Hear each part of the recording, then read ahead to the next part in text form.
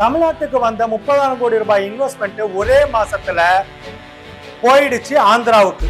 இங்க என்னடானா நம்ம இண்டஸ்ட்ரி மினிஸ்டர் கீர்த்தனா இன்னும் இன்ஸ்டாகிராம்ல பாட்டுக்கு வைப் பண்ணிட்டு பிளாஸ்ட்னு ரீல்ஸ் போட்டுட்டு இருக்காங்க. ஆனா மக்களே, நம்ம வீட்டு பிள்ளைங்களோட வேலை வாய்ப்பு தான் இங்க உண்மையிலே பிளாஸ்ட் ஆகி காலி ஆகிட்டு இருக்குது. கடந்த ஆட்சி காலத்துல திராவிட மாடல் நாயகன் மு.க. ஸ்டாலின் அவர்கள் எழுதி கொடுத்த தொழில் ஒப்பந்தங்கள் எல்லாமே இப்ப ஆந்திராவோட குப்பம் பகுதிக்கு மாறிட்டு இருக்குது. Royal Enfield, Hindalco, Mazagon, Reliance வரிசையா தொழில் நிறுவனங்கள் எல்லாமே பார்டரை தாண்டி ஓடிட்டு இருக்குது. ஏன்னா இங்க இண்டஸ்ட்ரியல் மினிஸ்ட்ரி சரி, தமிழ்நாடு முதலமைச்சரும் சரி சந்திக்கிறது அப்படின்றது ஈஸி அப்ரோச்சபிள் இல்ல. அதே போல தமிழ்நாட்டுல இப்ப இருக்க கவர்மெண்டால பிசினஸ் ஸ்டெபிலிட்டிய கொடுக்க முடியாது, எந்த ஒரு ஸ்டெபிலிட்டி இல்ல அப்படின்னு சொல்லிட்டு இந்த நிறுவனங்கள்லாம் எல்லையை தாண்டி குதிச்சு ஓடிட்டு இருக்கிறாங்க. இன்ஃபுளுசர்ஸ் பேச்சை கேட்டுக்கிட்டோம், ரீல்ஸை பார்த்துக்கிட்டோம், பிள்ளைங்க பேச்சை கேட்டுட்டோம், தாவேக்காக்கு ஓட்டு போட்டு ஒரு தற்கொலைத்தனமான கூட்டத்தை ஆட்சியில உட்கார வச்சிருக்கக்கூடிய மக்களே, உங்களுக்கு தான் இந்த வீடியோல ஒரு உண்மையை உடைக்க போறேன். இந்த தாவேக்கா அரசு நம்ம தமிழ்நாட்டோட பொருளாதாரத்தை மொத்தமா காலியாக்க போற, மொத்தமா சீரழிக்க போற அந்த ஒரு தப்பு என்னன்னு தெரியுமா? ஸ்கிப் பண்ணாம வீடியோ பாருங்க. ஏன்னா இதை குறித்தது இந்த வீடியோல முழுசா பேசியிருக்கிறேன்.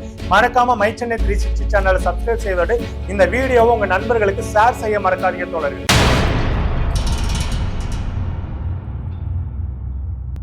மை சென்னை 360 தோழர்களுக்கு வணக்கம். நான் உங்கள் கல்கி கோபிநாத். தோழர்கள், நம்ம தமிழ்நாட்டோட முதலமைச்சரா திரு விஜய் அவர்கள் பொறுப்பேற்று ஒரு மாசம் முடிஞ்சிருக்கக்கூடிய நிலைமையில நம்ம தமிழ்நாட்டுடைய இண்டஸ்ட்ரியல் கிராஃப் பாத்தீங்கன்னாக்கா ஒட்டுமொத்தமா தலைகீழ கிழிஞ்சு தொங்க ஆரம்பிச்சிருக்குது. புதுசா தமிழ்நாட்டுக்கு எந்த ஒரு தொழில் வளத்தையும் கொண்டு வர முடியலன்றது ஒரு பக்கம் இருந்தாலும், இங்க கைக்கு வந்த மிட்டாயை பக்கத்து மாநிலத்துக்கு தட்டி விட அவங்க அதை கேட்ச் பிடிச்சு வேகமா ஓடுறாங்க. ஆனா நம்ம தமிழ்நாட்டை ஆண்டு கொண்டு இருக்கக்கூடிய ரீல்ஸ் அரசாங்கம் அதை வேடிக்கை பார்த்துட்டு இருக்குது. சரி, டைரக்டாவே மேட்ருக்கு வருவோம். தாவேக்காவோட முதன்மை புள்ளிகளான முக்கியமா ராதவர்ஜனா மற்றும் விஜய் அவர்கிட்ட நம்ம கேட்க வேண்டிய கேள்விகள் நிறைய இருக்கு. அதுல முக்கியமானது, தேர்தல் மேடைகள்ல நீங்க கொடுத்ததெல்லாம் வாக்குறுதிகளா இல்ல வெறும் ஸ்கிரிப்ட் தானா? தமிழ்நாட்டோட மொத்த கஜானாவையும் வேலை வாப்பையும் ஆந்திராவுக்கு தாரை வாப்போம்னு சொல்லிட்டு ஏதாவது ரகசிய டீல் போட்டிருக்கிறீங்களா? மிஸ்டர் விஜய் சார், உங்களுடைய கவர்னிங் ஸ்டைலு ரொம்ப ஃபிளாப் எராவா இருக்குது. தமிழ்நாட்டு இளைஞர்களுடைய கேரியர் இப்ப கோஸ்ட் ஆகிட்டு இருக்குது. நீங்க என்னன்னா பிஆர் ஒர்க் பண்றோம்னு சொல்லிட்டு இன்ஃபுளுசர்ஸ்க்கு காசை வாரி அடிச்சு வைப் பண்ணிட்டு இருக்கீங்க.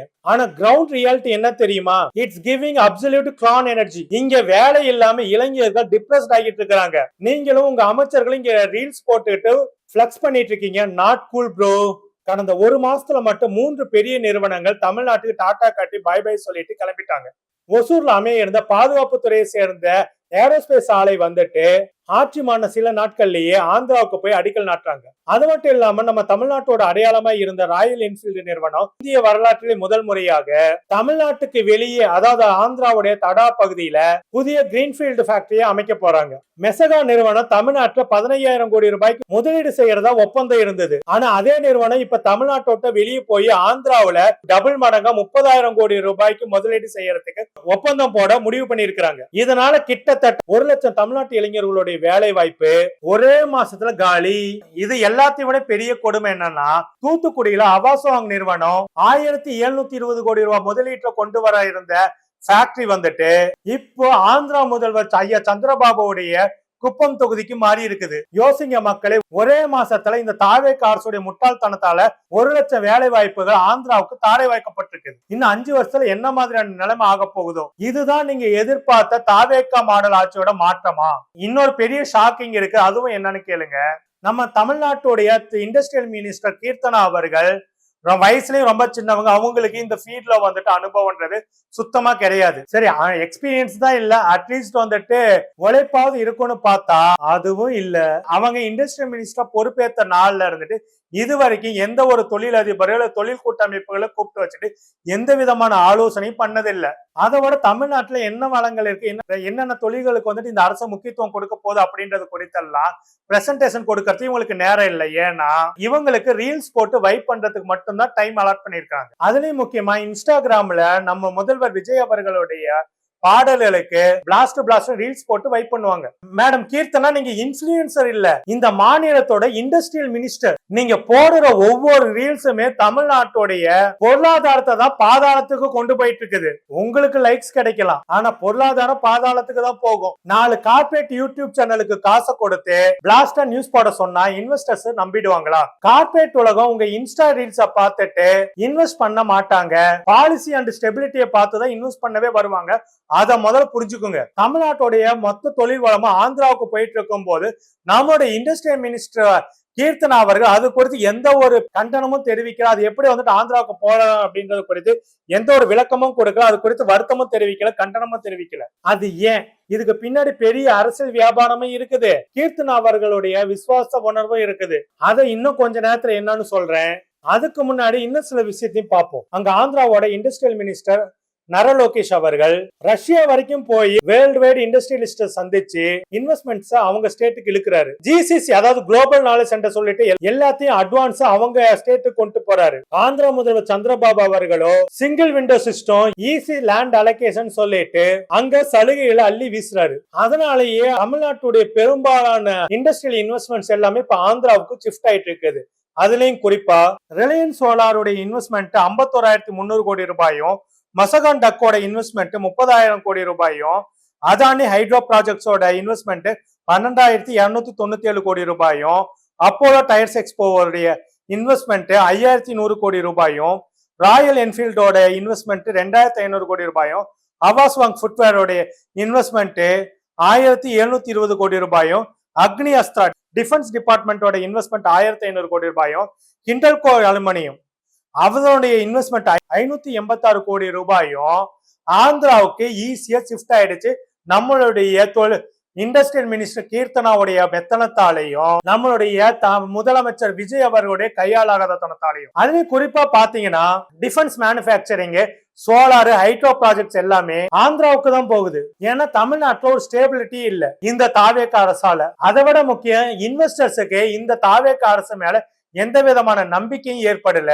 பரந்தூர் ஏர்போர்ட் வருமா வராதான்ற கவலை அவங்களுக்கு பெருசாவே இருக்குது. ஏன்னா சென்னை ஏர்போர்ட் இன்னும் டிரான்ஸ்போர்ட்ல 6வது இடத்த தேங்கி நிக்குது. இப்படி ஒரு மாநிலத்தோட இன்ஃப்ராஸ்ட்ரக்சரை வளர்க்காம புது பாலிசிகளை கொண்டு வராம முதலமைச்சர் தூங்கிட்டு இருக்கிறாரு. அமைச்சர்களோ பிளாஸ்ட்னு வைப் பண்ணிட்டு இருக்காங்க. அப்படின்னா எப்படி தமிழ்நாடு முன்னேறும்? மக்களே, தேர்தல்ல குழந்தைங்க ஆசைப்பட்டாங்கன்னு சொல்லி தாவேக்காக்கு ஓட்டு போட்ட ஏழை எளிய நடுத்தர வர்க்க மக்கள் இன்னைக்கு தலையில துண்டை போட்டு உட்காரக்கூடிய சூழல் ஏற்பட்டிருக்கு. ஏன்னா இவங்களோட பசங்க படிச்சு முடிச்சு வேலை தேடும் போது அவங்களுக்கு வேலை கொடுக்கிறது இங்க புதுசா எந்த ஒரு இண்டஸ்ட்ரியும் இருக்காது. சிறு சிறு வியாபாரிகள், ஆட்டோ டிரைவர்ஸ், ரெண்ட் ஹவுஸ்ல இருக்கிறவங்க, இவங்க எல்லாத்துக்கும் அந்தந்த பகுதிகளை தொழிற்சாலைகள் வரும்போதே இவங்களுடைய வாழ்வாதாரம் கொஞ்சமாவது உயரும். ஆனா இந்த முட்டாள்தனமான விஜய் அரசு என்ன பண்ணுது? 4 இன்ஃபுளுசருக்கு பணத்தை எலும்பு துண்டா வாரி கொடுத்து மக்களை தான் ஏமாத்த பாக்குது. அதோட மட்டும் இல்லாம குழந்தைகள் மற்றும் இளைஞர்களை மேலும் சீரழிக்கிற வகையில ரீல்ஸ் போட்டு வைப் பண்ணிட்டு இருக்குது. இந்த மாதிரியான ரீல்ஸ் மோகத்தை இன்னைக்கு அமைச்சர்களை ஊக்குவிக்கிறாங்க அப்படின்றதா